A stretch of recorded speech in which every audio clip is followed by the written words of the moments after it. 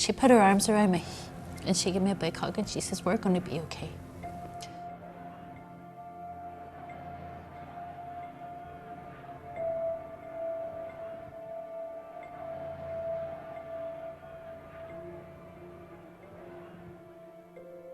I never for a second thought that Patsy wasn't coming home.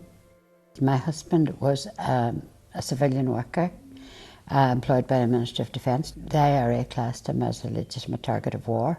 They took over our home and they took Patsy away, left me and the children under armed guard. They took him over the border, chained him to a vehicle loaded with 1,200 pounds of explosives, and he was forced to drive it to the army checkpoint at Coshquin, where it was exploded by remote control.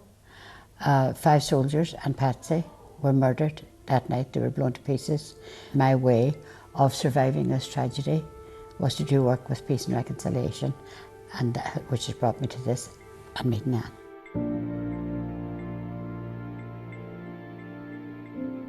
My mother's brother was one of the people killed on Bloody Sunday. I went to 2 men funerals. I lived through the hunger strikes. It would eventually lead me to become a member of the IRA.